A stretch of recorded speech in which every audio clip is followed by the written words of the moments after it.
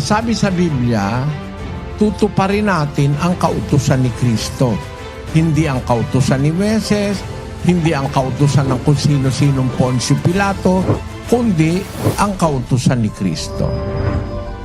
Maselan po kasi yung bagay na yan. Kung ilalagay ko kayo sa ilalim ng batas ng Diyos, nagkakasala po kayo kasi buhay pa yung asawa nung kinakasama nyo. Sa party nyo, patay na asawa nyo, pwede na kayo na mag-asawa ng iba.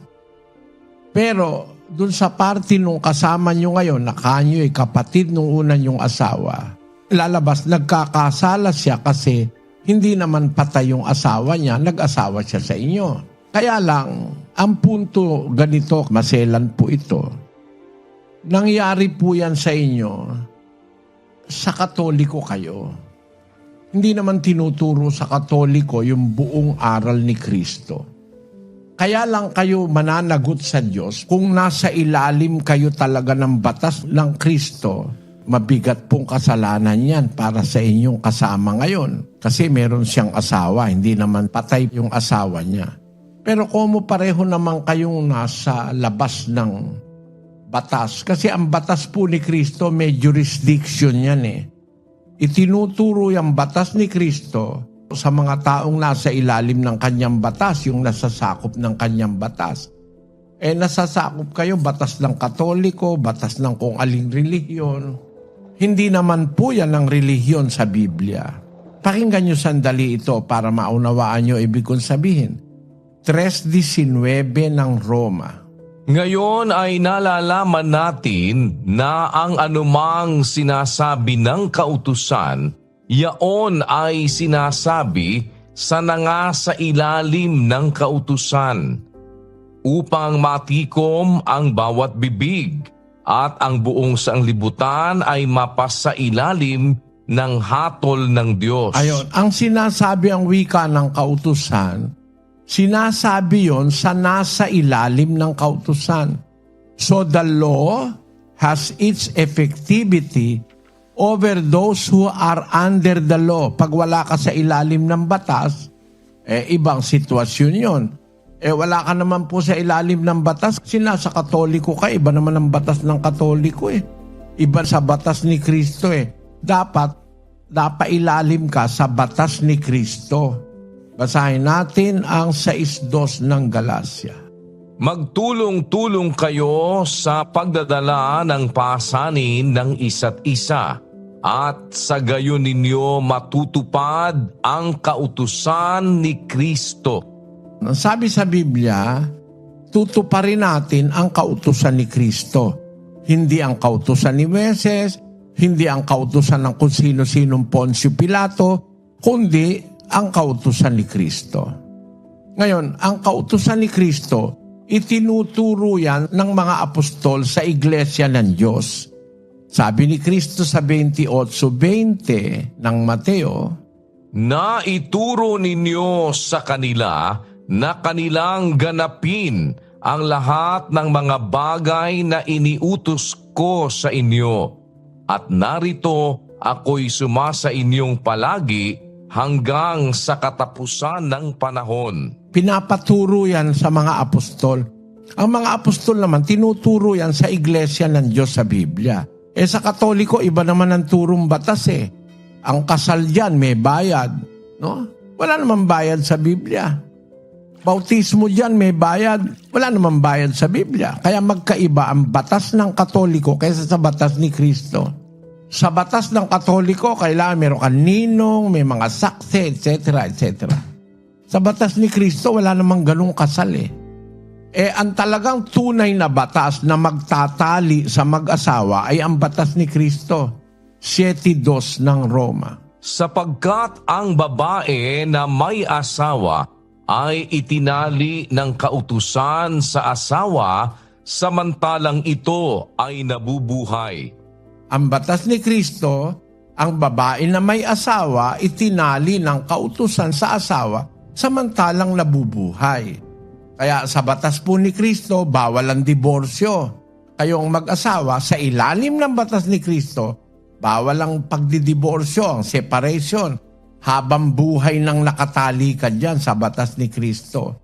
Mateo 19:5. At sinabi, dahil dito'y iiwan ng lalaki ang kaniyang ama at ina, at makikisama sa kaniyang asawa, at ang dalawa ay magiging isang laman.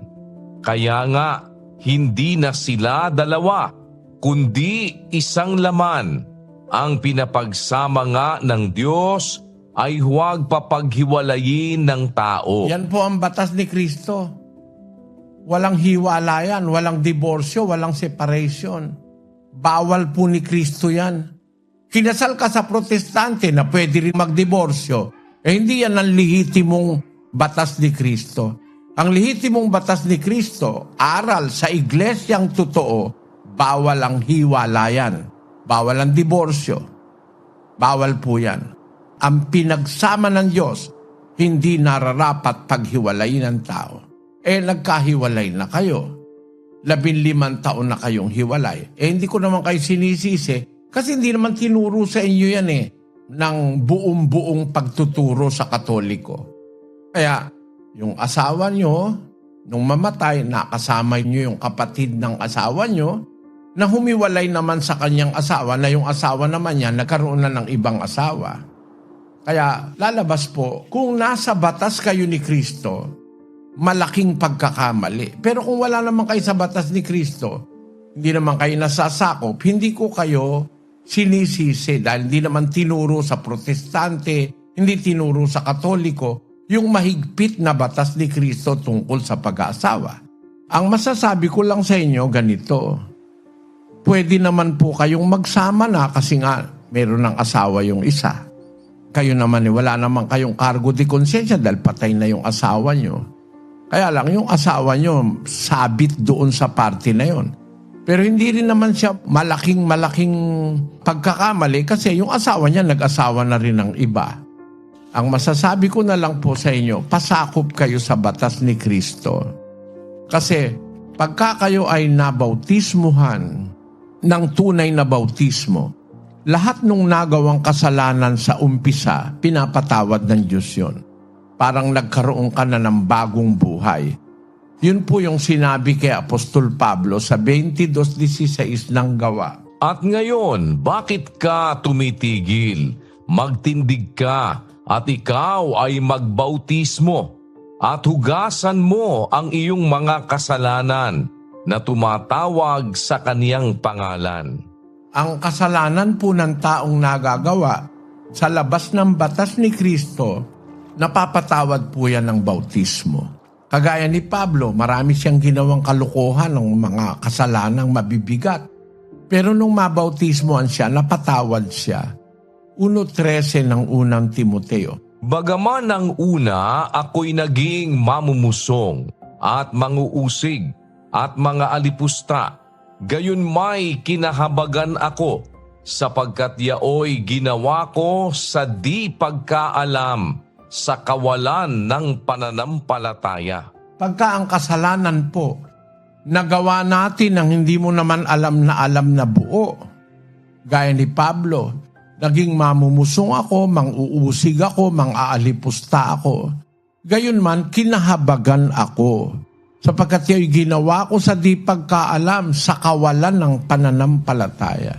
Kaya yun ang pang-absuelto sa inyo mga kapatid. Matanggap nyo yung bautismo at pag nabautismoan kayo, papatawarin na ng Diyos yung nakaraan ninyong mga nagawang mali, makakapag-start kayo ng panibago. Ang sabi sa Biblia,